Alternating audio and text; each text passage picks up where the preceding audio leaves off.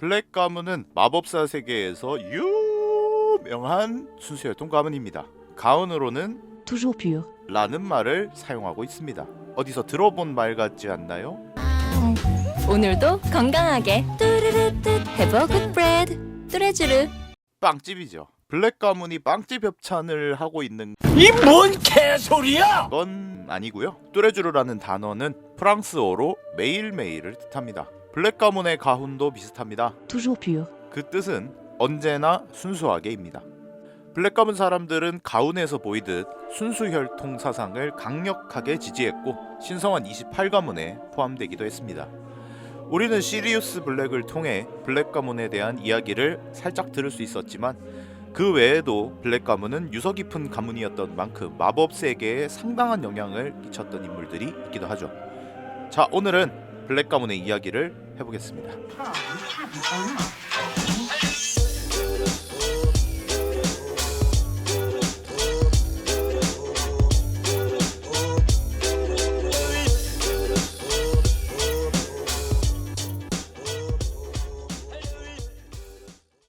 블랙 가문은 순수혈통이라는 가문의 자부심과 함께 다른 출신들은 물론 그들과 교류하는 것조차 거부감을 가지고 있습니다. 우리가 영화에서 봤던 그리몰드 광장 12번지에 있는 시리우스 블랙의 가택은 원래 어머니인 발부르가 블랙의 소유였고 벽면에는 블랙 가문의 인물들이 그려진 나무가 인상적이었습니다. 하지만 이 나무를 통해 알 수 있었던 건 블랙 가문 출신이라 하더라도 가문의 수치라고 여겨지는 경우에는 가차없이 족보에서 지워버리는 지독한 전통이 있다는 것입니다. 또한 이렇게 가문에서 제명된 이름은 후손의 이름으로는 다시는 사용하지 않는다고도 합니다. 블랙 가문의 가택은 크리처라는 집 요정에 의해 관리되고 있습니다. 시리우스의 어머니인 발부르가를 무척이나 잘 따랐고 시리우스는 마님과 사이가 안 좋았을 뿐만 아니라 자신에게 잘해준 것도 아니었기 때문에 시리우스와 주변 인물들에게 친절한 편은 아니었습니다. 또한 블랙 가문 소속답게 헤르미온느를 잡종이라고 부르는 모습을 보여주기도 했고 도비 앞에서 해리를 욕했다가 도비에게 얻어 터져서 이빨이 부러진 적도 있죠. 블랙 가문의 사람들은 대부분 흑발의 미인으로 묘사됩니다. 작중에서 해리는 적과 아군을 가리지 않고 냉정하게 외모 평가를 하는 것으로 알려져 있는데 블랙 가문 출신 중 시리우스, 나시사, 벨라트릭스는 특히 아름다운 외모를 가졌다고 표현하기도 했죠. 그리고 블랙 가문 사람들에게 보이는 특별한 점은 모두 다 그렇지는 않았지만 이름이 별자리와 관련된 경우가 많다는 것입니다. 블랙이라는 그들의 성이 밤하늘을 상징하고 구성원들은 별들을 상징하는 것일지도 모릅니다. 그렇다면 블랙 가문에는 어떤 인물들이 있었을까요? 우리에게 가장 익숙한 이름은 시리우스 블랙이겠죠. 하지만 블랙 가문에서 시리우스라는 이름을 가진 인물은 3명이나 있었습니다. 첫 번째 시리우스는 블랙 가문의 초기 조상으로 알려졌을 뿐 다른 정보는 거의 없는 인물입니다. 두 번째 시리우스는 호그와트의 교장이었던 피니어스 나이젤러스 블랙의 아들입니다. 아마도 슬리데린 출신이었을 것이라고도 하고 까칠한 성격을 가졌었다고 합니다. 그리고 세 번째 시리우스가 우리에게 익숙한 제임스의 친구이자 해리의 대부인 시리우스 블랙이죠. 시리우스라는 이름은 별자리에서 큰 개자리를 구성하고 있는 별의 이름입니다. 시리우스가 가지고 있는 애니마고스 능력을 암시하고 있었을지도 모르죠. 또한 큰 개자리는 오리온 자리를 따르는 2마리의 사냥개 중 한 마리이기도 한데 오리온은 시리우스의 아버지의 이름입니다. 딱딱 들어맞죠? 시리우스라는 별은 우리 눈에 보이는 별 중 가장 밝은 빛을 낸다고도 합니다. 그리고 조상들의 이름으로 2번이나 사용되었기 때문에 훌륭하게 자라달라는 의미를 담고 있었을지도 모릅니다. 시리우스는 블랙 가문을 상징하는 검은 머리카락과 함께 전형적인 미남으로 묘사됩니다. 맥고나걸 교수는 제임스 포터와 시리우스 블랙을 특출나게 머리가 좋은 학생이라고 표현하기까지 했으니 외모, 재력, 똑똑한 머리 모든 걸 가졌다는 이야기죠. 하지만 시리우스의 가정사는 불행했습니다. 가족들과의 의견 차이가 상당했기 때문입니다. 블랙 가문의 사람들은 대부분 순수혈통 우월주의자였기 때문에 죽음을 먹는 자였거나 그들과 비슷한 사상을 가지고 있었습니다. 물론 시리우스의 부모님도 그랬죠. 블랙 가문 출신은 슬리데린으로 들어가는 경우가 많았지만 시리우스는 그리핀도르로 들어갔습니다. 시리우스가 보통의 블랙 가문 사람들과 다르다는 점이 확연하게 보이는 부분이죠. 시리우스는 자기 방에 그리핀도르 깃발이나 순수혈통이 아닌 친구들 사진을 대놓고 걸어두곤 했고 부모님, 특히 어머니인 발부르가와 상당히 다툼이 많았습니다. 거의 증오에 가까울 수준이었다고도 하죠. 친척인 벨라트릭스와 나시사가 순수혈통 집안인 레스트랭, 말포이 가문으로 시집가는 모습, 그리고 안드로메다가 통스 집안 사람과 결혼한다는 이유로 가문에서 제명되는 모습을 보고 불만을 많이 가졌다고도 합니다. 시리우스는 결국 16살에는 집을 뛰쳐나오면서 가문에서 제명을 당합니다. 친구인 제임스 포터와 그의 부모님은 시리우스를 기꺼이 본인의 집에 살 수 있게 해주었고 이때부터 시리우스는 더욱 적극적으로 블랙스럽지 않은 삶을 살기 시작했습니다. 하지만 모든 블랙 가문 사람들이 시리우스를 저버린 것은 아닙니다. 시리우스의 삼촌인 알파드 블랙은 시리우스를 안쓰럽게 생각하고 있었고 시리우스가 17살이 되던 해에 사망했지만 상당히 많은 양의 금을 시리우스에게 남겨주었습니다. 하지만 가문의 배신자라고 불리는 시리우스를 도와주었다는 이유로 알파드 또한 시리우스의 어머니인 발부르가 블랙에 의해 블랙 가문에서 제명당합니다. 알파드라는 이름은 별자리 중에서 바다뱀자리, 그 중에서도 가장 밝은 별에서 따온 이름입니다. 아랍어에서는 이 별의 주변에 다른 밝은 별이 없기 때문인지 외로운이라는 의미를 가지고 있기도 한데 비록 블랙 가문 내에서는 고립되고 외로운 사람이었을 수도 있겠지만 시리우스에게는 블랙 가문 사람 중 유일한 조력자였을지도 모르죠. 시리우스의 단 한 명뿐인 형제 레귤러스 블랙은 다른 블랙 가문 사람들처럼 죽음을 먹는 자에 소속되어 있었습니다. 하지만 레귤러스는 마음만큼은 따뜻한 사람이었습니다. 마법사의 해방이라는 사상에 공감해 죽음을 먹는 자에 들어가긴 했지만 그들이 행하는 학살에는 도저히 공감을 하지 못했고 스스로 회의감을 느끼기도 했습니다. 이때 레귤러스를 결정적으로 바뀌게 하는 사건이 일어납니다. 레귤러스가 17살이 된 어느 날 볼드모트가 어떤 일로 집 요정이 필요하다고 하자 레귤러스는 어쩔 수 없이 크리처를 빌려주게 되지만 뭔가 심상치 않음을 직감하고 크리처에게는 볼드모트를 도와줄 것과 함께 반드시 집으로 돌아올 것을 명령합니다. 하지만 한참 뒤에 일을 마치고 돌아온 크리처의 모습은 처참했습니다. 볼드모트는 본인이 설치한 함정을 크리처에게 테스트해봤던 것이죠. 레귤러스는 이에 극도로 분노하여 목숨을 잃는다 하더라도 볼드모트를 죽일 것이라 결심하게 되었습니다.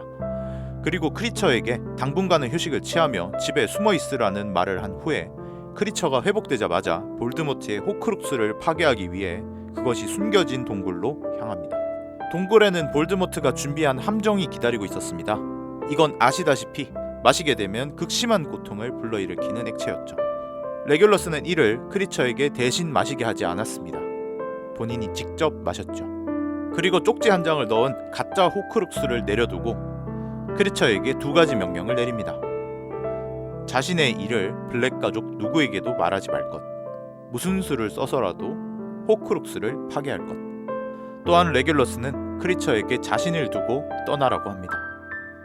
충분히 도망칠 수는 있었겠지만 만약 자신이 볼드모트를 배신한 것이 알려진다면 다른 사람들과 가족들에게도 피해가 갈 것이 분명했기 때문이죠. 레귤러스의 죽음에 대해서는 그 누구도 정확하게 아는 이가 없었습니다. 형제인 시리우스조차 레귤러스가 겁을 먹고 도망쳤을 것이라 말하기도 했죠. 아마 임페리우스들에게 끌려가 죽임을 당했거나 그들 중 한 명이 되었을지도 모릅니다. 충실한 집요정 크리처만이 모든 진실을 알고 있을 뿐이었죠. 레귤러스라는 이름은 사자 자리를 구성하는 별의 이름이기도 합니다. 사자는 그리핀도르의 상징이기도 하죠. 레귤러스가 그리핀도르 출신이지는 않지만 레귤러스의 이름이 뜻하는 사자는 레귤러스가 했던 용기 있는 행동을 뜻하고 있는지도 모릅니다. 호그와트의 교장 중에도 블랙 가문 사람이 있습니다. 바로 피니어스 나이젤러스 블랙입니다. 몇 안 되는 슬리데린 출신의 호그와트 교장이기도 하고 시리우스의 고조 할아버지이기도 하죠. 초상화를 통해서 알 수 있는 그의 성격은 꼰대 기질이 상당하다는 것입니다. 헤르미온느를 잡종이라고 부른 적이 있는 것을 보면 어느 정도 순혈주의 사상을 가지고 있는 것 같기도 하고 헤르미온느가 이름을 부르자 들은 척도 안 하다가 부탁드립니다 교수님 이라고 말하자 그제야 반응을 보인 적도 있습니다. 또한 알버스 덤블도어에게는 알버스라는 호칭을 사용했지만 본인과 같은 슬리데린 출신 교장인 세베루스 스네이프에게는 교장 선생이라는 호칭을 사용하는 모습을 보여주기도 했죠. 시리우스의 말에 의하면 호그와트의 역대 교장 중 가장 지루한 사람이었다고도 하지만 격한 슬리데린 사랑을 제외하고는 그렇게까지 나쁜 사람은 아닌 것 같습니다. 나이제러스 블랙의 초상화는 불사조 기사단의 본부인 블랙 가문의 가택에도 걸려 있었기 때문에 호그와트와 불사조 기사단의 연락책으로서 도움을 주기도 했고, 시리우스의 사망 소식을 전해 듣고는 블랙 가문의 마지막 후손이 사라졌다며 슬퍼하는 모습을 보여주기도 했습니다. 아마 시리우스는 자신의 아들의 이름이기도 했기 때문에 더 큰 슬픔으로 다가왔을지도 모르죠. 블랙 가문 출신이지만 다른 가문으로 시집가면서 성이 바뀐 세 자매도 있습니다. 첫째 벨라트릭스, 둘째 안드로메다, 그리고 셋째인 나시사입니다. 벨라트릭스는 오리온 자리를 구성하는 별의 이름이기도 한데 라틴어로는 여전사를 뜻하기도 합니다. 볼드모트의 최측근으로 싸우던 벨라트릭스의 모습을 생각해본다면 이보다 더 어울리는 이름은 없겠죠. 안드로메다 역시 별자리입니다. 이는 그리스 로마 신화에 등장하는 공주의 이름이기도 하죠. 신화 속 안드로메다 공주는 에티오피아의 왕 케페우스와 왕비 카시오페이아의 딸이었습니다. 하지만 오만한 성격을 가진 왕비는 자신이 바다의 요정들보다 아름답다고 자랑을 하고 다녔습니다. 이에 바다의 요정들은 건방진 왕비를 혼내달라며 바다의 신 포세이돈에게 간청을 했고, 포세이돈은 에티오피아 바닷가에 괴물을 보내서 헤일로 쑥대밭을 만들어버립니다. 에티오피아는 계속되는 재앙에 시달리게 되었고, 케페우스 왕은 이 재앙을 없앨 방법을 찾아 델포이 신전으로 향합니다. 그리고 신탁의 내용은 딸인 안드로메다를 괴물에게 제물로 바칠 것이었습니다. 케페우스 왕은 하는 수 없이 딸을 해안 근처에 있던 바위섬에 쇠사슬로 묶어두고 괴물의 제물로 바치게 되었다라는 이야기입니다. 뒷이야기는 메두사를 무찌른 영웅 페르세우스가 지나가다가 이를 발견, 괴물을 무찌르고 공주와 결혼한다는 해피 엔딩입니다. 와, 정말 대단한 이야기인걸. 여튼 이러한 배경 이야기로 인해 안드로메다 자리는 사슬에 묶인 여인이라고 불리기도 하죠. 블랙 가문에서 강요하는 순수혈통 사상에 억압받던 안드로메다를 상징하는 것일지도 모릅니다. 하지만 안드로메다는 머글태생 마법사인 테드 통스와 사랑에 빠졌고, 그와 결혼을 결심하면서 가문에서는 제명을 당했지만 오히려 스스로는 해방감을 느꼈을지도 모르겠습니다. 그리고 셋째 나시사는 왜인지는 모르지만 별자리의 이름이 아닙니다.